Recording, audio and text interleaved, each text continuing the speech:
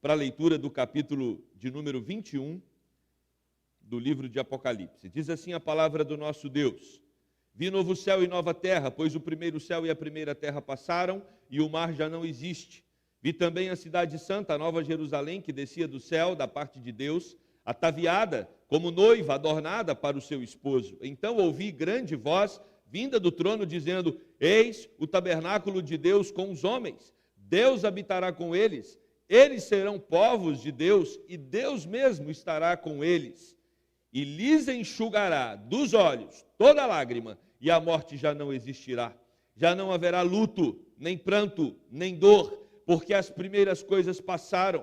E aquele que está assentado no trono disse: Eis que faço novas todas as coisas. E acrescentou: Escreve, porque estas palavras são fiéis e verdadeiras. Disse-me ainda: Tudo está feito. Eu sou o Alfa e o Ômega, o princípio e o fim. Eu, a quem tem sede, darei de graça água da fonte da vida.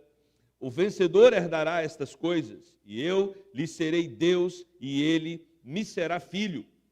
Quanto, porém, aos covardes, aos incrédulos, aos abomináveis, aos assassinos, aos impuros, aos feiticeiros, aos idólatras e a todos os mentirosos, a parte que lhes cabe será no lago que arde com fogo e enxofre, a saber, a segunda morte.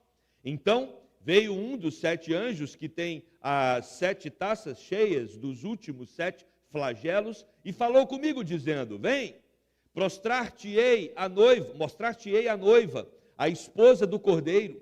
E me transportou em espírito até uma grande e elevada montanha e me mostrou a santa cidade, Jerusalém, que descia do céu, da parte de Deus, a qual tem a glória de Deus. O seu fulgor era semelhante a uma pedra preciosíssima, como pedra de jaspe cristalina. Tinha grande e alta muralha, 12 portas, e junto às portas 12 anjos, e sobre elas nomes inscritos, que são os nomes das 12 tribos dos filhos de Israel. 3 portas se achavam a leste, 3 ao norte, 3 ao sul e 3 ao oeste.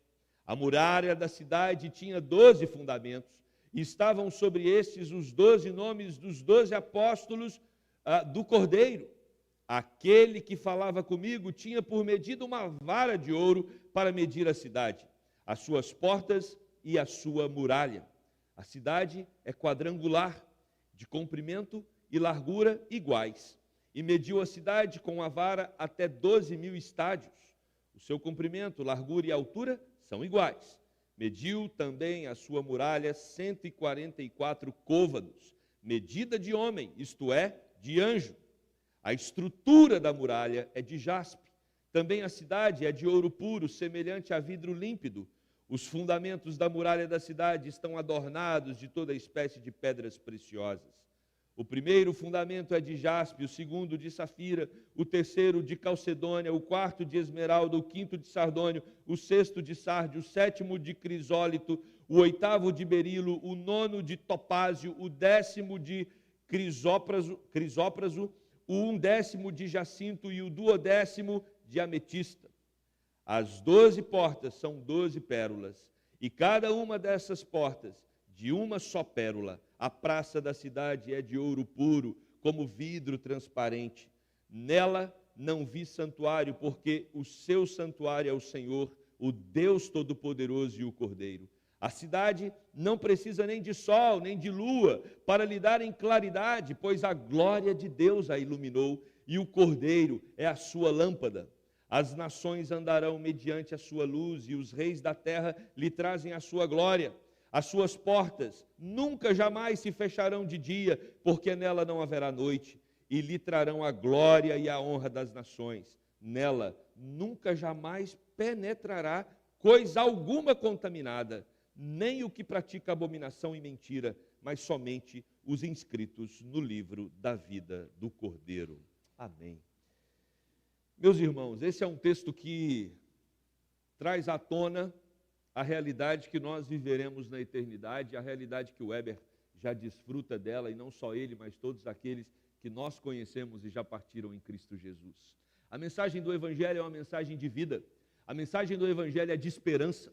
A mensagem do Evangelho nos leva a mostrar para a morte, entender que a morte não é o fim, mas é o começo de todas as coisas.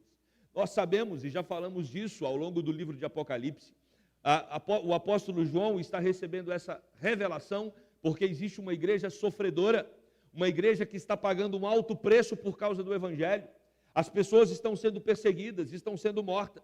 E nós já vimos ao longo do livro que o Senhor vai tratar cada um daqueles que maltratam o seu povo.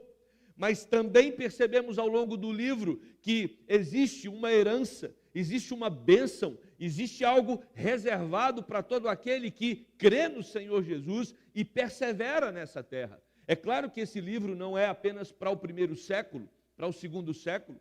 Esse livro também é para nós. Esse livro também é para os dias atuais. Amarmos a Jesus sobre todas as coisas é o grande desafio da nossa caminhada. Às vezes somos tomados por inimigos, por dificuldades, por adversidades que tentam nos impedir no progresso da nossa relação com Deus. Mas o que nós aprendemos aqui através desse texto é que claramente, ao vencermos cada uma das etapas que nós atravessamos aqui, um dia vamos nos deparar com o maior dos nossos inimigos, que é a morte. E aí lembraremos que mesmo diante dela, nós somos mais que vencedores, porque Cristo veio ao mundo, morreu para garantir para mim e para você que a morte já não tem mais domínio sobre nós. Viveremos com Ele por toda a eternidade. E uma palavra que me chama a atenção nesse texto é a palavra novo. Ela aparece no versículo 1, vi novo céu e nova terra. Ela aparece no versículo 2, a nova Jerusalém. Ela aparece no versículo 5, eis que faço novas todas as coisas. O nosso Deus é um Deus que renova a nossa vida. O nosso Deus é um Deus que garante para nós que teremos uma eternidade com um novo corpo, uma nova realidade, uma nova relação com Ele, sem a contaminação do pecado. E, meus irmãos, esse novo se refere ao mesmo céu e terra que nós vivenciamos. Não sei se você acredita que existe um outro lugar que nós vamos morar lá, mas o que nós aprendemos na Bíblia é que nós não vamos morar em outro lugar depois na vida eterna. Nós moraremos nesta terra. Aqui será a nossa casa eterna. Mas o que o texto está dizendo, e assim também Paulo fala em Romanos 8, é que viveremos num novo céu e uma nova terra, já não mais contaminados pelo pecado. Essa é a nossa esperança. Imagina viver num mundo que não tem a contaminação do pecado. Imagina viver num planeta onde a presença do Senhor se fará novamente plena. Porque hoje essa presença está obstruída por causa do pecado, que não permite que o Senhor caminhe entre nós. Não é? Foi essa a opção dos nossos primeiros pais. O relacionamento de Deus com o homem, ele foi destruído por causa do pecado. Mas quando esse novo céu e essa nova terra forem estabelecidos novamente aqui, nós então viveremos na presença do Senhor. Não terá mais pecado nem trevas. Desapareceu a antiga ordem, o dragão, a besta, o falso profeta, a meretriz. Nada disso existirá mais. O mar, que aqui no versículo 1 traz, é símbolo de inquietude e conflito. Por isso o texto diz que já não haverá mais o mar. Ele já não existe. É dele, é do mar que a besta emerge. No versículo 2 nós percebemos que Jerusalém é chamada nova, em contradição com a antiga, aquela que passou, aquela que é terrena, esse mundo caído, esse mundo mau. Ela é santa, a nova Jerusalém, porque ela está separada do pecado, nela não haverá pecado. Ela é a noiva, porque pertence a Jesus Cristo, e quando Cristo voltar, nós teremos o grande encontro do noivo com a noiva. E aí o versículo 3 vai nos dizer: então ouvi grande voz vinda do trono dizendo, eis o tabernáculo de Deus com os homens, Deus habitará com eles, eles serão povo de Deus e Deus mesmo estará com eles. Irmãos, esse é o clímax do processo de Deus com o seu povo. Nós vamos habitar com o Senhor, viveremos com Ele, olharemos para Cristo, veremos os seus olhos face a face, e não só Cristo, mas todos os santos de todas as eras que morreram com a fé em seus corações. E aí, meus queridos, o versículo de número 4 é um versículo que nós precisamos, eu sugiro você, coloque esse versículo separado, talvez faça um quadrinho dele.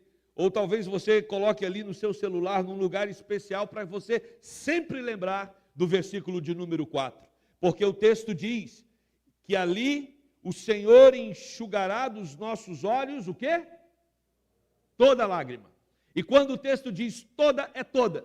Já não teremos mais razão para chorar de tristeza, chorar de decepção, chorar de frustração, chorar de angústia. Ali a morte, ali o mal não entrará. E é isso que o texto diz: já não haverá luto. Não teremos razões para pranto, nem dor, porque as primeiras coisas passaram. Glória a Deus, aleluia. O céu está preparado para você que crê no Senhor Jesus. E o céu é marcado por um lugar onde não sofreremos mais. Meus queridos, precisamos nos alimentar desta palavra para enfrentarmos os desafios aqui da terra. E o texto continua. É interessante no versículo 5, quando diz que quem está falando aqui é aquele que tem palavras fiéis e verdadeiras. O mesmo que disse lá no capítulo 19, verso 11, o fiel e verdadeiro. É como se Deus chamasse a atenção, tanto sua quanto minha, olhasse nos nossos olhos e dissesse: eu estou prometendo e eu vou cumprir a minha promessa. Você vai viver num lugar onde não mais terá luto, nem pranto, nem choro, nem dor. É Deus quem está prometendo, Ele é fiel e verdadeiro. Ele vai fazer novas todas as coisas. É o poderoso que se assenta no trono. Ele é o alfa, Ele é o ômega. Ele é aquele que tem o domínio de todas as coisas. É a fonte da água viva que mata a sede de graça. E talvez você entrou aqui hoje e você não tem experimentado, não conhece, não reconhece Jesus como seu Senhor e Salvador. É de graça, o texto está dizendo. Ele é a fonte da água viva que mata a sede de graça. Basta você crer em Jesus como seu Senhor, como seu Salvador, e você terá a vida eterna. E você vai experimentar de tudo isso que Deus está prometendo aqui no texto. Ele entrega a si mesmo para nos fazer seus filhos e herdeiros da promessa. A mensagem que João escreve é de esperança. Ainda há esperança. Quando olhamos para os sistemas desse mundo, a gente começa a ficar desesperado. Quando olhamos para a política, para a economia, quando olhamos para a realidade do mundo, quando olhamos para a falta de amor que impera na sociedade, a gente começa a ficar preocupado. Por isso que o texto vem alimentar os nossos corações da viva e verdadeira esperança. Mas o texto também nos traz uma realidade. A realidade de que aqueles que não creem experimentarão a segunda morte, que é a morte eterna.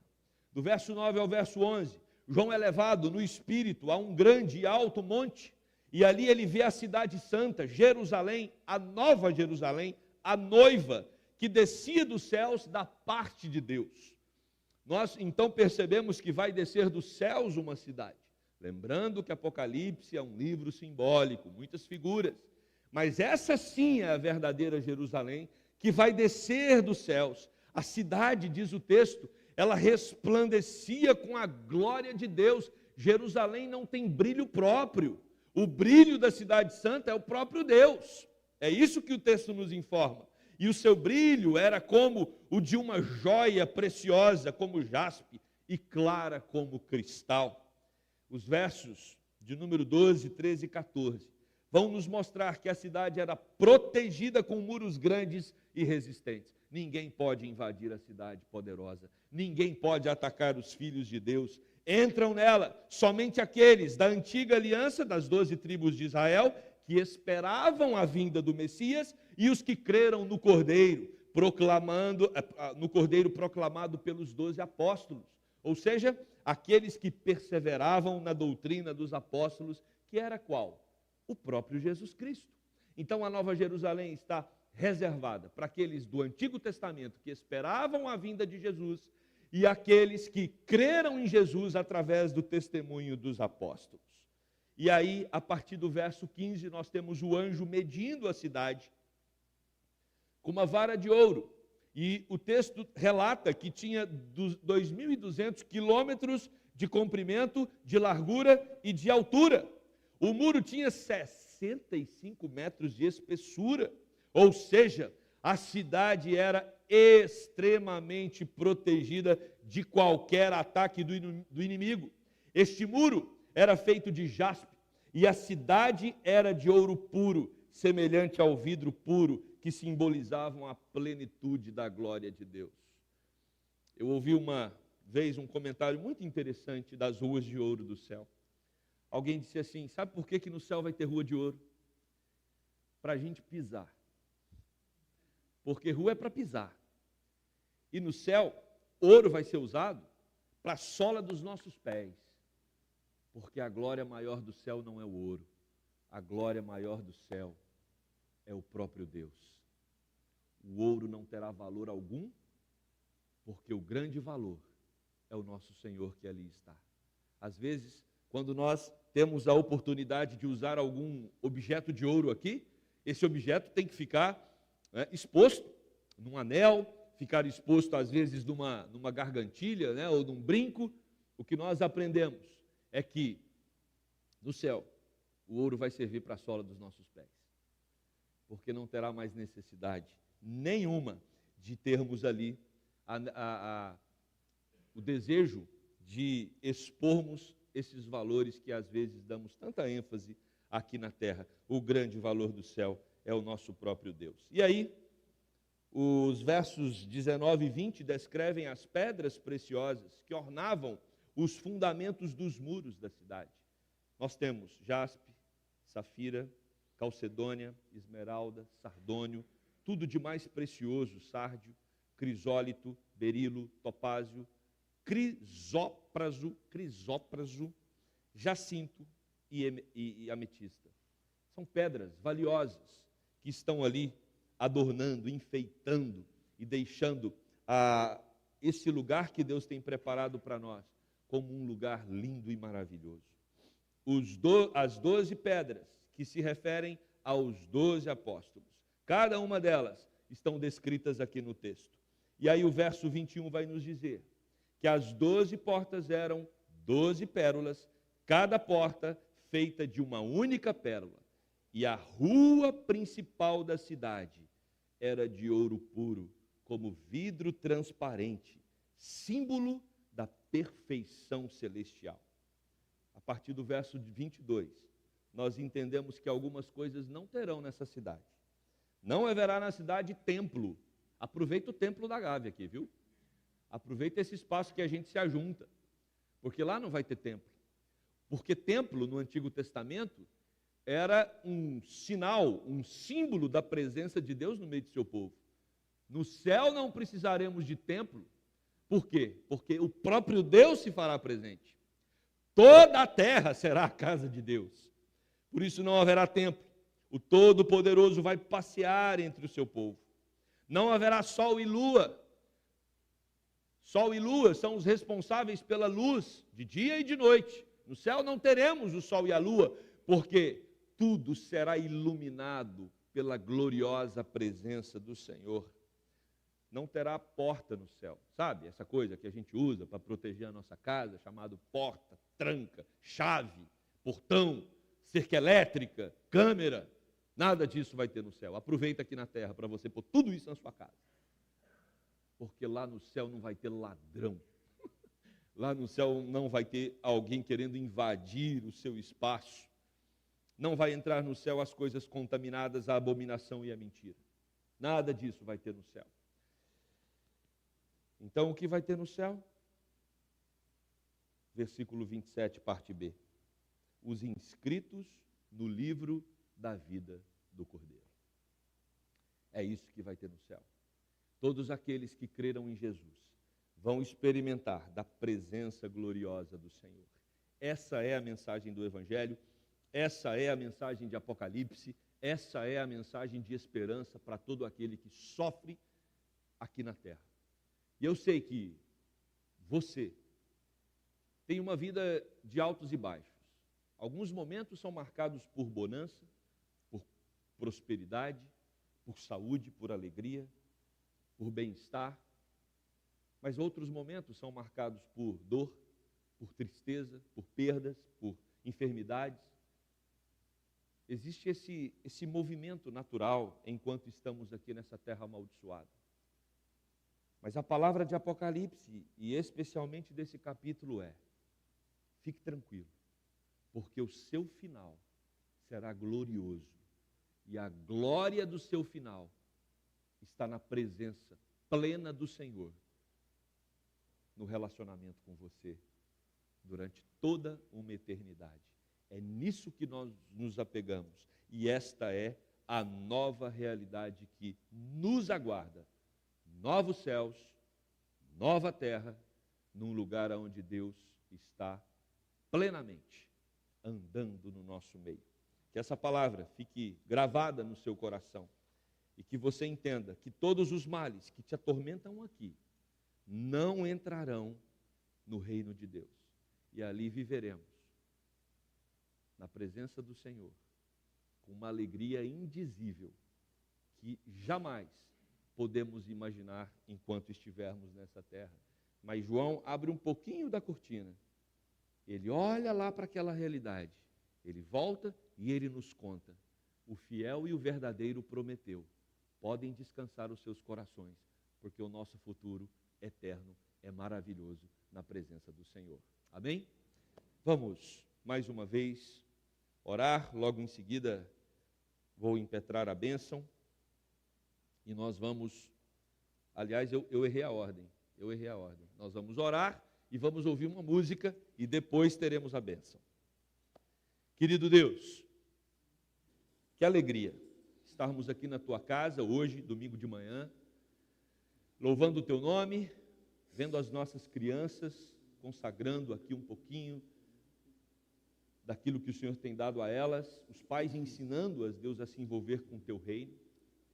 Obrigado porque ouvimos o testemunho da Suzy. Obrigado porque temos o Beto e a Vanja com a gente para bendizermos juntos ao teu nome. E obrigado pela tua palavra, que vem falar aos nossos corações que o nosso fim será maravilhoso. A morte foi vencida. Ela não tem mais domínio sobre nós. O que nos aguarda depois da morte é o Senhor.